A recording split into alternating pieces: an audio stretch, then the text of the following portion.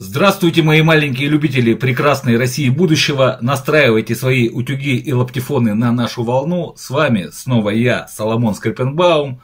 И сегодня мы с вами как следует прогордимся отрицательными рывками и прорывами, которые совершила наша необъятная сродина за последние пару-тройку дней. И я не буду мять дерьмо лаптем, сразу же зайду с козырей. Вот она, очередная геополитическая победа великого геостратега.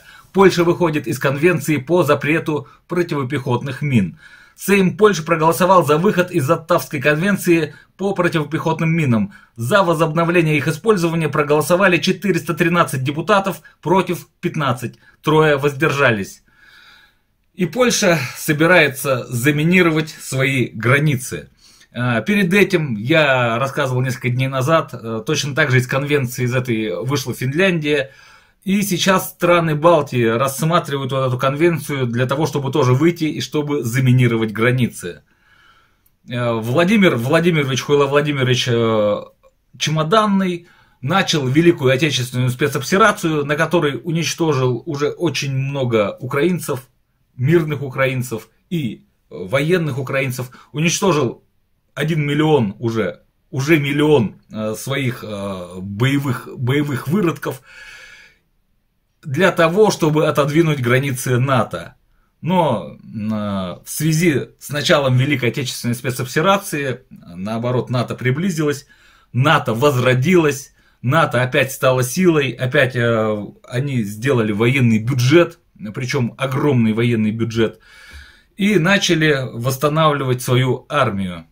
То есть это та геостратегическая, геополитическая победа, которой добился чемоданный дрестун. И значит, Польша, страны Балтии и Финляндия, помимо того, что они построят стену теперь железную, как в фильме «Игра престолов», да, подходы к этой стене они тоже заминируют, для того, чтобы одичалые не прорывались к ним на территорию нормального мира. Надули. Просто нагло обманули. Нас просто водили за нос, обманывали. Нас просто надули. Обманули дурачка на 4 кулачка. Кинули просто. Грубо кинули. К сожалению, нас в очередной раз обманули. Надули. Нас обманули в очередной раз, как я уже сказал. Цинично обманули. Просто водили нас за нос, обманывали. Ну, не в первый раз такое с нами происходит. По плану. И вот, друзья мои, Россия нанесла сокрушительный удар, который поразил воображение умственно неполноценного населения России. И, конечно же, удар, как всегда, пришелся по здравому смыслу. Использование иностранных слов на ЕГЭ приравняли к проявлению фашизма. Недавнее заявление, прозвучавшее с трибуны одного из образовательных форумов, вызвало бурную реакцию в профессиональном сообществе. Один из чиновников сравнил злоупотребление иностранными словами в сочинениях на ЕГЭ с идеологическим поражением и даже допустил параллель с мягкими формами фашизма. То есть применение иностранных слов, скоро его приравняют к оправданию экстремизма, терроризма и фашизма, да, нацизма. И за употребление иностранных слов будут отправлять на урановые рудники лет на 8-10. Конечно, депутат этого никогда не поймет, но русский язык, это в принципе, он состоит из иностранных слов полностью. То есть русский язык это смесь украинской мовы, польской мовы, тюркской мовы, татарского языка, да, то есть это смесь различных языков, много немецких слов, много английских, голландских, много французских, и как такового самого русского языка не существует. То есть если брать Русь, Московскую Русь, это вот как московские болота, да, типа вот андрофаги, которые там жили, создали Московскую Русь, и попытаться найти их язык, то выяснится, что вот эти андрофаги московские, до того, как туда пришли украинцы с Киева, да, до этого они жили в норах, питались лягушками, поедали своих соплеменников, били друг друга палками по голове и так далее. А разговаривали они с помощью хрюканья и мяуканья. То есть русских слов их как таковых вообще не существует. Нет ни одного русского слова. Единственное русское слово, которое можно назвать русским, это слово «скрипец». И то это слово придумал я.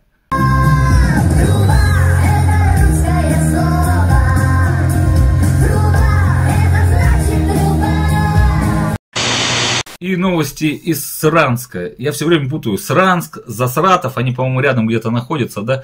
Засратов называют по-блатному Саратов, а Саранск называют Саранском. Что-то вообще я запутался в этих названиях. Саранские, Засранские, Засратовы, Мухоебовские, сложные названия такие. Вот, и значит, в Саранске что тут происходит? Военные в Саранске используют алкоголь и методы запугивания для привлечения людей на службу в армии. И прям, я не знаю, почему они там именно в Саранске взялись так капитально, они вычистили всех бомжей. И где-то, если вот патрулируют вот эти военкомы по городу, где-то видят алкоголика какого-то и сразу же стараются напоить его еще больше и отправить на Великую Отечественную спецоперацию для того, чтобы они отдали свои никчемные жизни там. Понятно, что военкомам, конечно же, платят, да, то есть за каждого алкаша или бомжа, которого они поймают и отправят на Великую Отечественную спецоперацию, им за это приходит определенная сумма денег. И знаете, в очередной раз скажу, Хуйло Владимирович Васильевич Путин – это великий санитар России. Буквально за 3 года он утилизировал целый миллион самых вот таких вот алкашей, бомжей, уголовников. В России действительно позакрывались много тюрем и зон, потому что все вот эти выродки, которые там сидели, уехали и отдали свои никчемные жизни там, защищая отечество Хуйла Васильевича. Звони. Вот прям, вот Сейчас. Вот могу прямо сейчас оформить и уедешь. Прям сейчас уехать. Могу. Да ты что, охренел? А что, когда будешь готов? Скажи, когда будешь готов, я Мне сначала с бабой поговорить. Я так. Бля, давай я с бабой поговорю, давай я твоей бабе сейчас все объясню. И она сама тебя отпустит. Шумилину знаешь? Нет. Шаль. Нет. Я с ней поговорил. У тебя паспорт военный есть? Все у меня и Ну, есть. тем более, что сейчас недолго. У меня 2 военных. Следующая новость, она прям звучит как начало хорошего анекдота. Федеральная служба безопасности задержала 2 молдавских шпионов. Федеральная служба безопасности сообщила об аресте 2 агентов молдавских спецслужб в России. Задержанные прибыли в Москву по документам прикрытия на вымышленные установочные данные и должны были выполнять задания молдавских спецслужб, направленные против безопасности России, заявила Федеральная служба безопасности. Вот мы дожили до того момента, когда в Москве ловят молдавских шпионов. Как-то утром на рассвете заглянул в соседский сад. Там Рамзан, как генералка, жарит сраньку прямо в зад. Я краснею, я худею, я хотел протестовать, но сранька заорал вдруг, что нечего им тут мешать.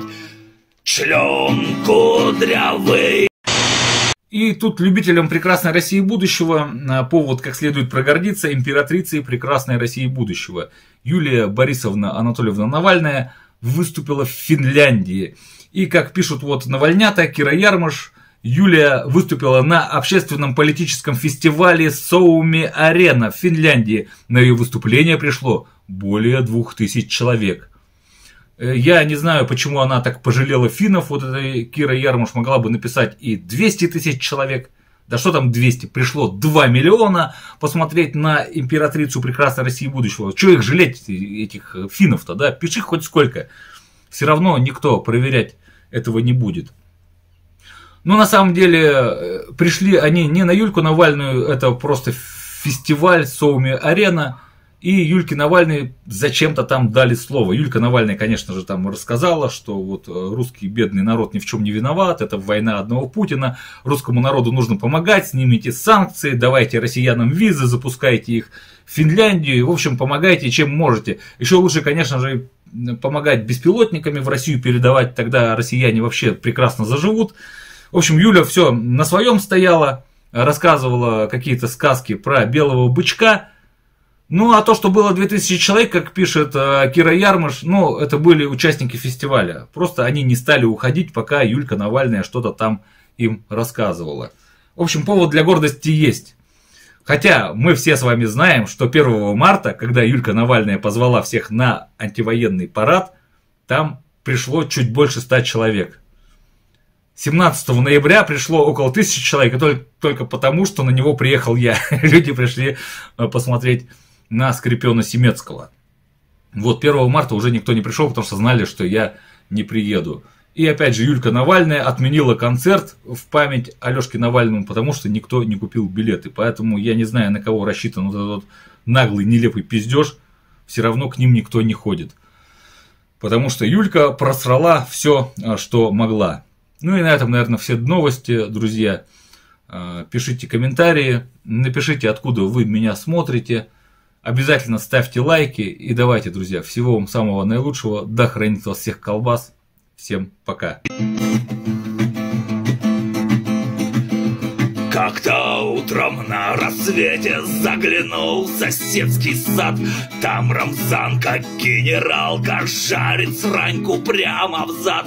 Я краснею, я худею, я хотел протестовать, но сранька заорал вдруг, что нечего им тут мешать. Член кудрявый, да огромный, да с резьбой. Здравствуй, сранька, мой любимый, мой родной. Член кудрявый, да член гигантский, да терпит Ванька, герой.